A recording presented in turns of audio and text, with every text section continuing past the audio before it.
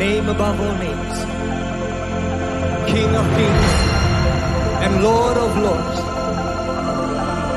Satu nama yang menyelamatkan, satu nama yang menyucikan, satu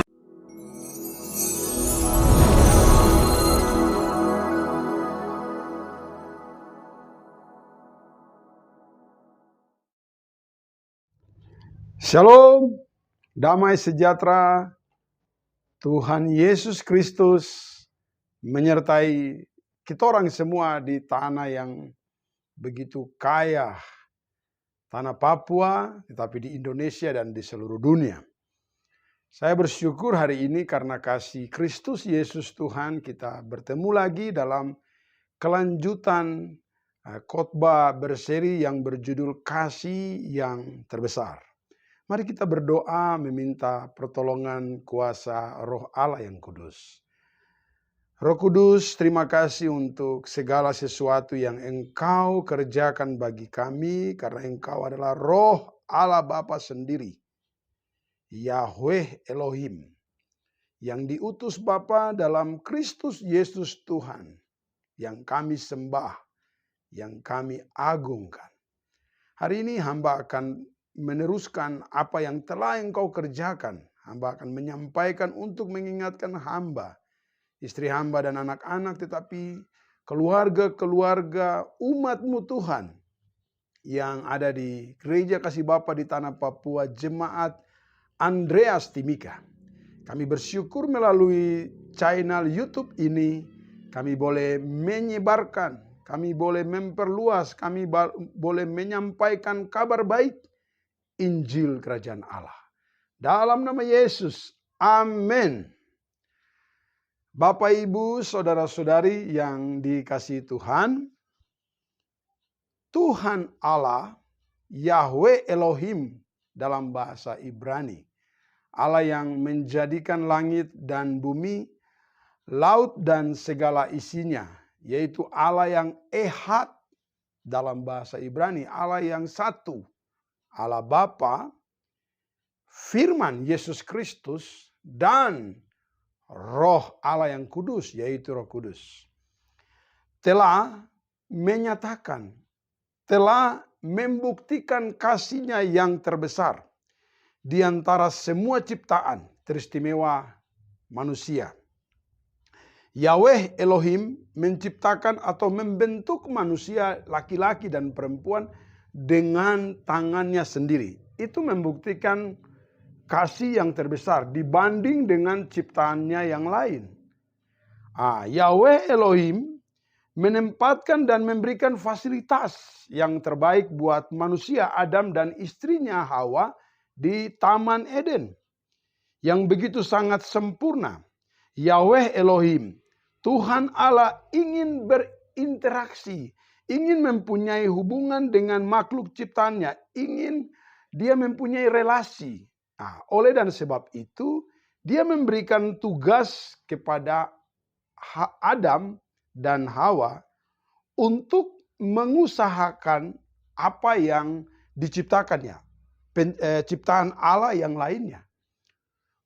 Tumbuh-tumbuhan dan segala isi laut dan segala isi darat, hewan dan lain sebagainya, burung-burung di udara. Itu diberikan hak kepada manusia untuk mengusahakan, untuk menguasai dan untuk menjaga apa yang Allah ciptakan. Tetapi kalau kita mau jujur, hari-hari ini banyak manusia dikuasai oleh ciptaan Tuhan yang lainnya. Bapak, Ibu, Saudara-saudari, kita tidak sadar manusia ini melebihi dari ciptaan Tuhan atau makhluk Tuhan yang lain. Kita mempunyai akal dan budi. Kita punya pemahaman, pengetahuan yang bisa membedakan yang mana yang baik dan yang mana yang jahat. Tetapi saudara yang dikasihi Tuhan, ketika dosa masuk ke dalam dunia, ketika Adam memberontak, ketika Adam tidak mau hidup di dalam sistem kerajaan Allah, maka itulah yang menyebabkan sehingga dosa itu masuk. Kita harus jujur saudara-saudara yang dikasihi Tuhan. Sampai titik ini, sampai hari-hari ini, banyak manusia dikuasai oleh apa? Oleh ciptaan Tuhan yang lain. Saya katakanlah rokok. Rokok ini kan berasal dari tembakau. Tembakau ini kan ada pohonnya. Tuhan menciptakan semua tumbuh-tumbuhan untuk kita mengusahakan dan menguasainya. Tapi bukan kita mengusahakan untuk kebaikan, tetapi kita mengusahakan untuk merusak. Buktinya rokok menguasai banyak orang. Ada orang yang punya prinsip bahwa kalau dia bangun pagi terus tidak merokok, itu sangat dia merasakan sesuatu yang berbeda. Dia harus isap rokok. Saudara, rokok itu kan kita tahu bahwa di dalamnya ada mengandung aspal. Aspal ini kan hasil bumi. Saudara, akal baik yang ada pada kita itu ditutupi oleh egois, akal yang tidak baik. Sehingga apa? Kita dikuasai oleh ciptaan Tuhan yang lain. Saudara yang dikasihi Tuhan, mau tidak mau, suka tidak suka, kita sebagian besar orang, termasuk saya dulu ya, dikuasai oleh rokok tersebut. Saudara yang dikasihi Tuhan, narkoba. Narkoba ini kan hasil dari apa? Tanaman ganja. Dan ada tanaman-tanaman yang lainnya. Yang menghasilkan kokain dan lain sebagainya. Bukankah itu semuanya hasil dari tumbuh-tumbuhan? Allah menciptakan tumbuh-tumbuhan untuk kita mengusahakan, menguasainya. Kalau dengan akal sehat, tumbuh-tumbuhan yang dipakai untuk narkoba, sebenarnya itu digunakan untuk alat bius dan alat-alat kedokteran yang lain. Tetapi akal yang tidak baik, akal yang jahat membuat sehingga banyak manusia yang menggunakan hal-hal itu. Menggunakan narkoba untuk kepentingan pribadi yang disebut mengikuti keinginan dirinya, jahat. Saudara yang dikasihi Tuhan, apalagi manusia dikuasai oleh pemikiran yang jahat. Ego, pemikiran yang jahat. Dia dikuasai oleh dirinya. Apa penyebabnya? Karena dosa masuk ke dalam dunia.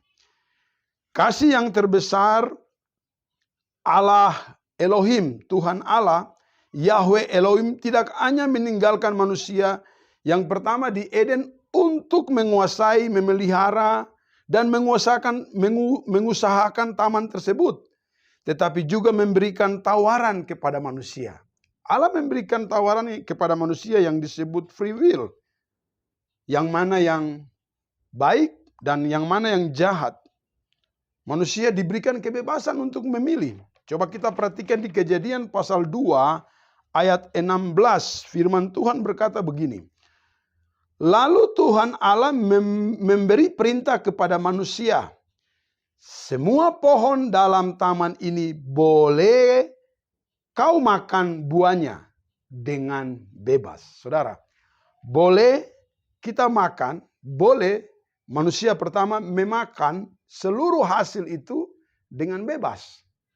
Tetapi buah di ayat 17 berkata, tetapi pohon pengetahuan tentang yang baik dan yang jahat itu, janganlah kau makan buahnya, sebab pada hari engkau memakannya, pastilah engkau mati.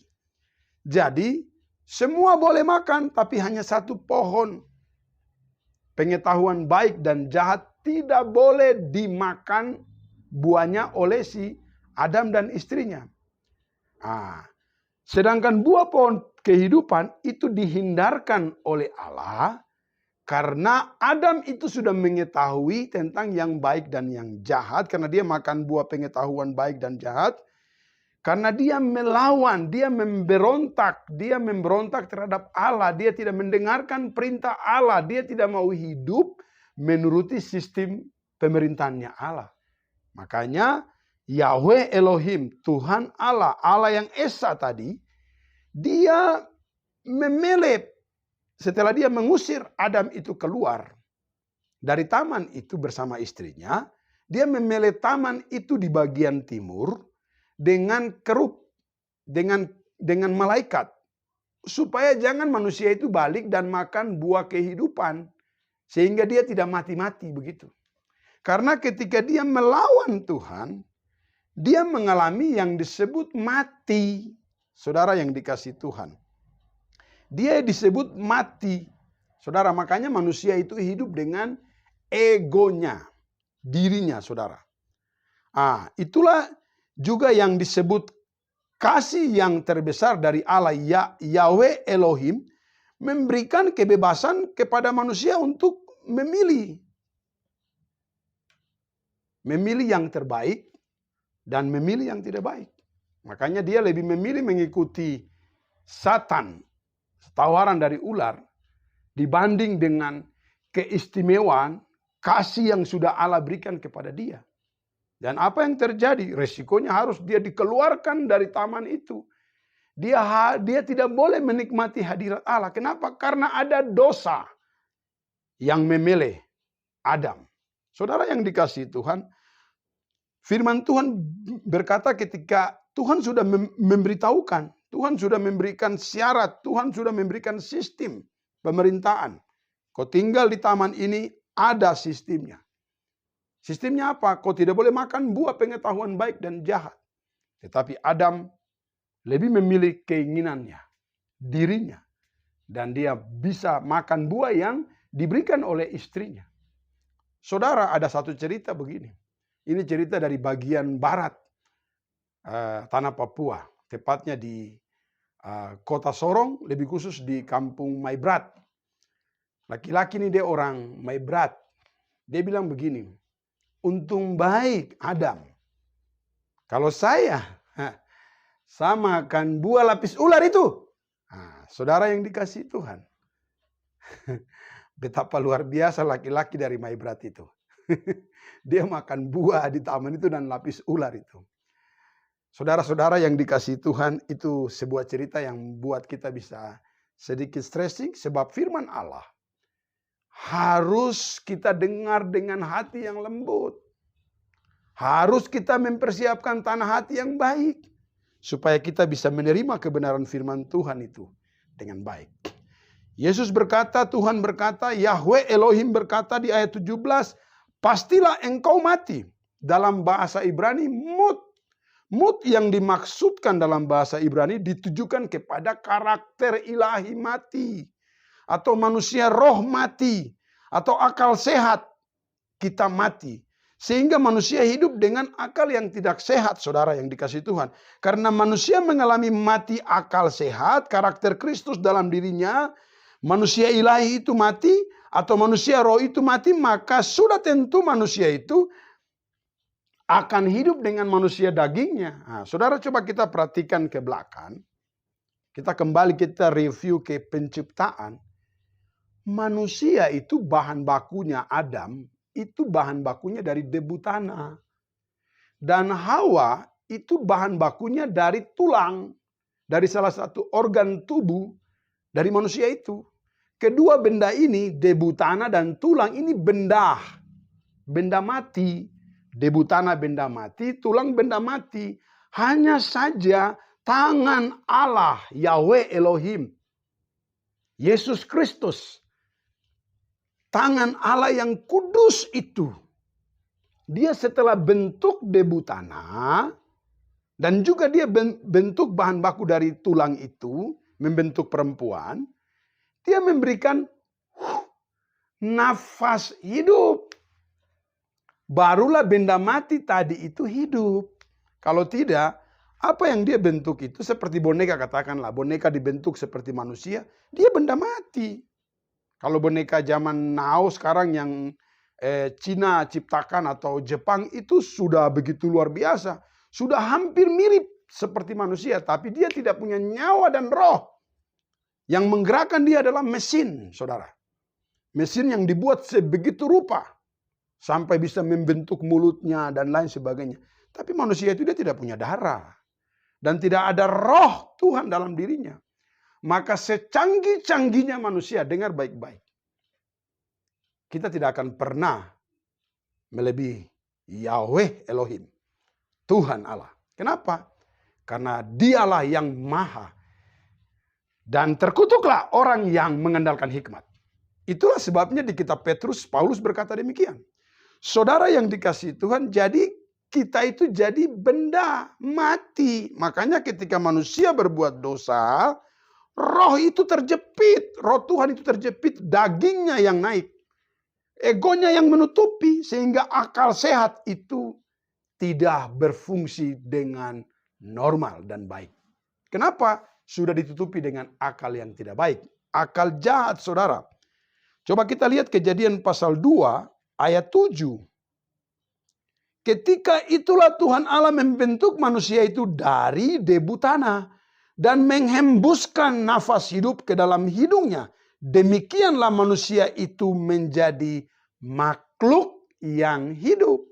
Nah, kalau di ayat yang ke-21 firman Tuhan berkata, lalu Tuhan Allah membuat manusia itu tidur nyenyak. Ketika ia tidur, Tuhan Allah mengambil salah satu rusuk daripadanya, lalu menutup tempat itu dengan daging. Nah, tadi saya sampaikan demikian.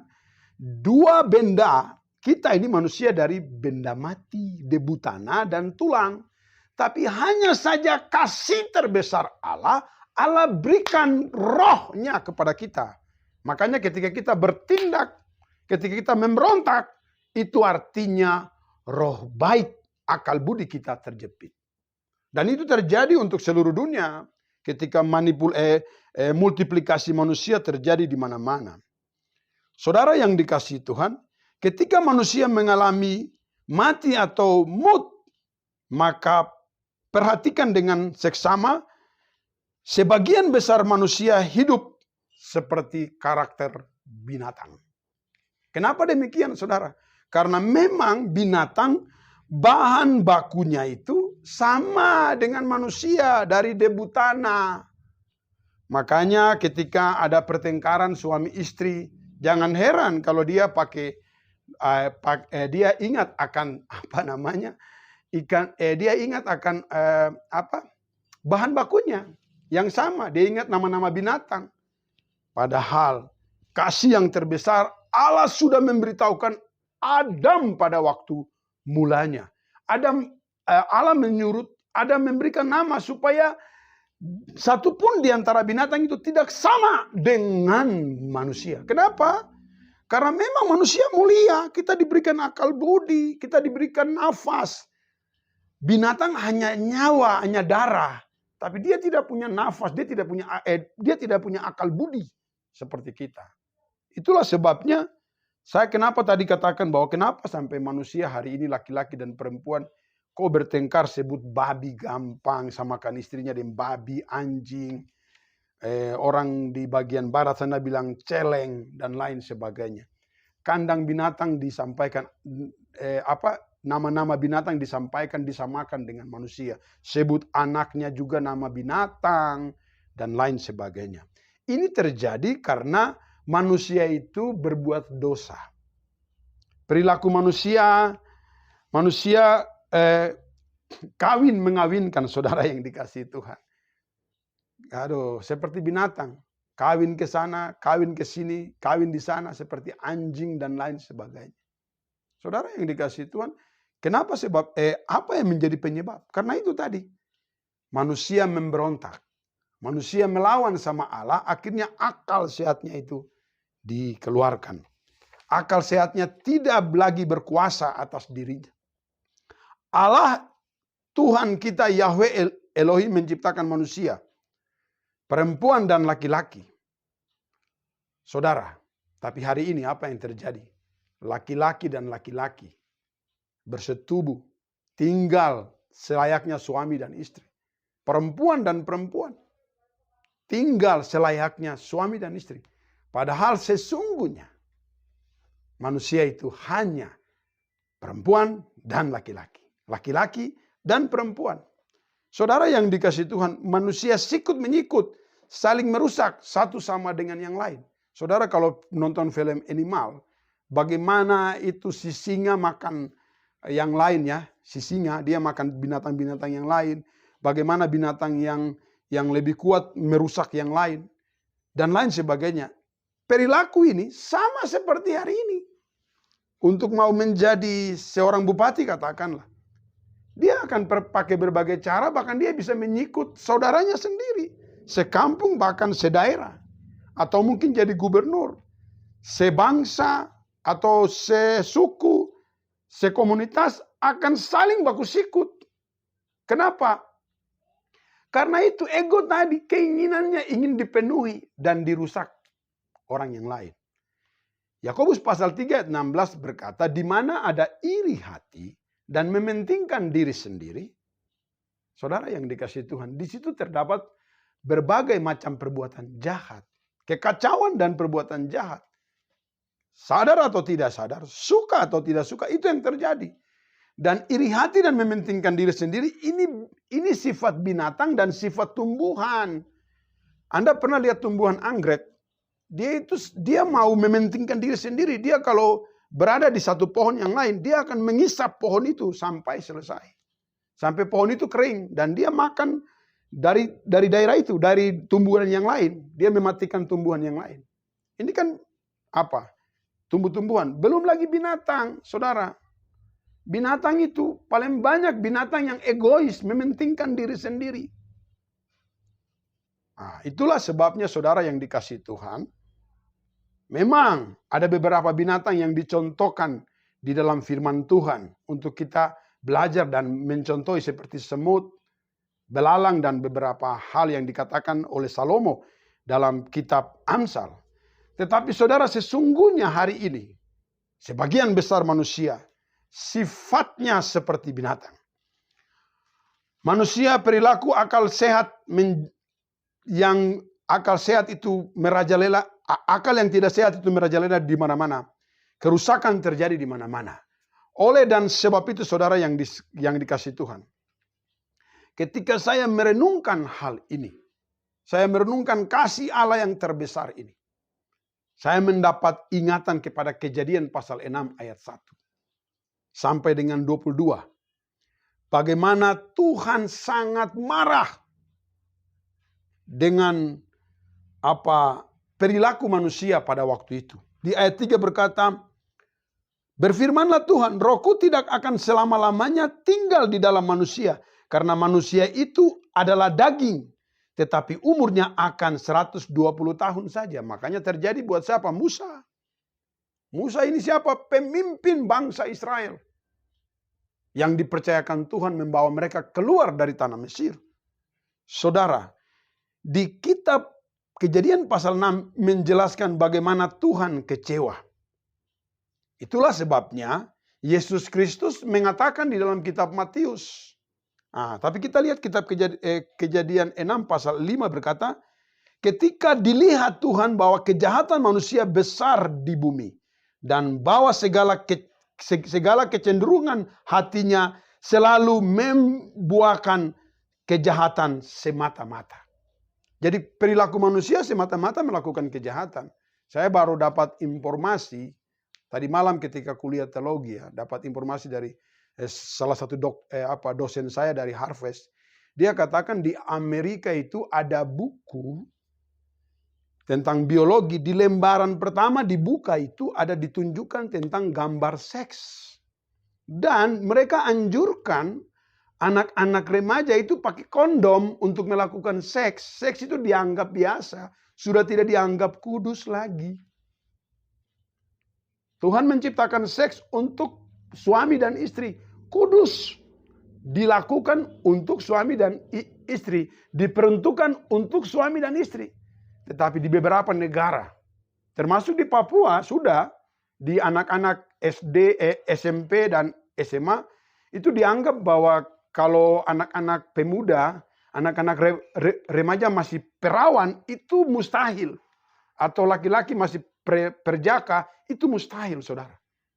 Dan itu terjadi di mana-mana. Saya juga beberapa waktu yang lalu mendapat informasi dari salah satu kepala sekolah di daerah pegunungan Papua ini, bahwa 80% anak-anak itu di dalam HP-nya itu terdapat gambar pornografi, gambar telanjang, video-video hubungan seks. Nah, saudara, apakah hati Tuhan tidak sakit? Oh, sangat sakit. Itu akal yang tidak sehat lagi. Nah, di Kejadian pasal 5 tadi berkata demikian. Hatinya selalu membuahkan kejahatan semata-mata. Di ayat 6, maka menyesallah Tuhan bahwa ia menjadikan manusia di bumi. Dan hal itu memilukan hatinya. Saudara, ada berapa banyak orang hari ini yang membuat Tuhan menyesal? Ada berapa banyak orang hari ini yang memilukan hati Tuhan? Itulah sebabnya Yesus Kristus Tuhan kita, Raja di atas segala raja, yang berkuasa di sorga dan di bumi, berkata, kedatangannya akan seperti peristiwa Nuh. Mari kita lihat kitab Matius.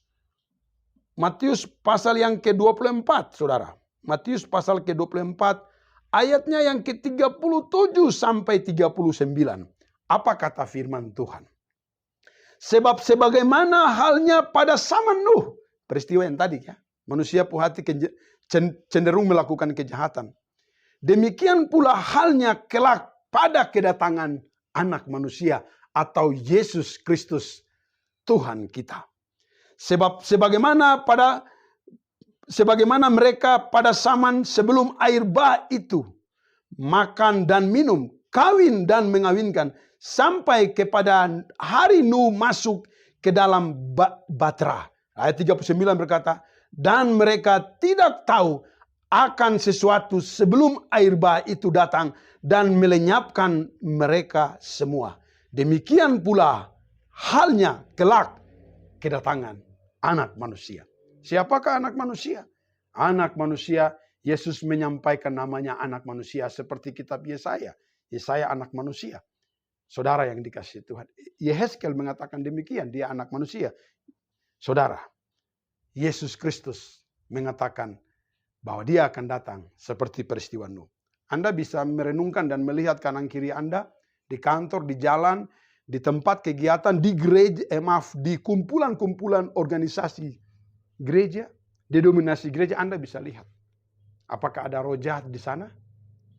Jawaban itu ada pada Anda. Pertanyaannya begini, bagaimana supaya manusia roh hidup kembali?